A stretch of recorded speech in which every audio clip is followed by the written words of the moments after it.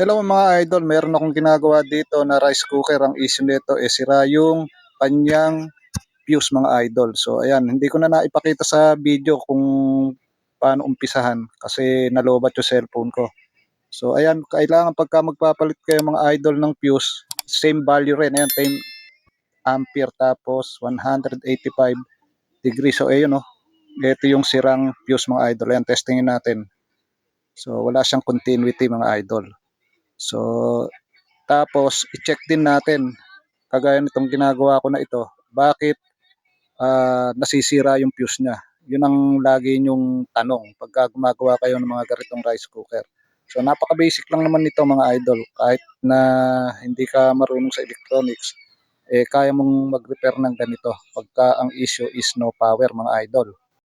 So ayan, ibinabalik ko na yung saksakan at nilulusot ko na yung mismong fuse niya mga idol. Diyan kasi nakatap yung isang paanong pinaka-fuse.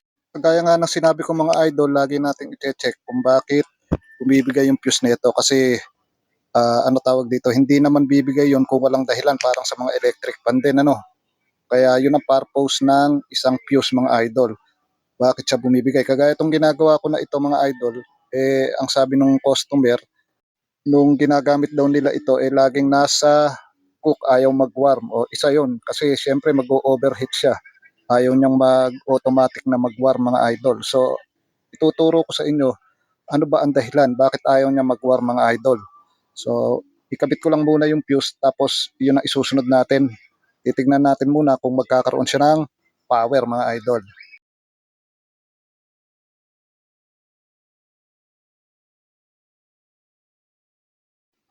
Pagkatapos ko maikabit yung fuse mga idol, testingin na natin kung magkakaroon siya ng power, kung magkakaroon ng indicator light yung kanyang ilaw mga idol. So isasaksak ko na yung unit mga idol, tingnan natin ha.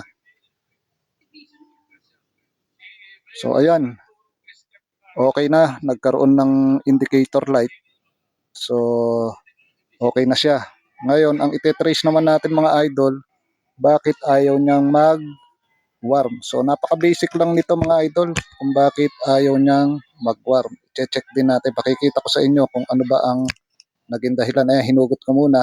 Tapos ibalik natin, itaob uli natin mga idol sa kanyang dating pwesto. Ayan. So bali ito mga idol, ang gagawin nyo, ayan, pipihitin nyo lang itong kulay gold na parang tornilyo na to. Merong nakadikit dyan sa ibabaw niyan, parang silicone siya, tatanggalin nyo muna.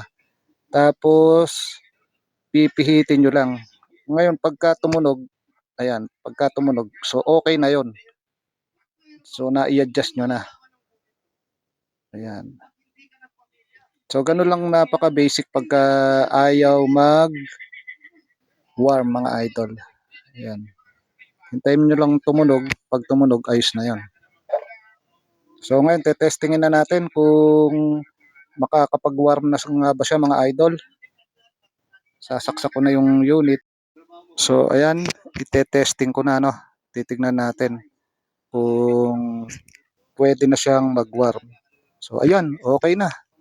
So na-i-adjust ko na dun sa ilalim, dun sa itinuro ko sa inyo kanina. So ganun lang, pwede na magamit. Tetestingin ko na lang, tapos ibibigay ko na sa may-ari mga idol. So yun lang, at maraming salamat mga idol.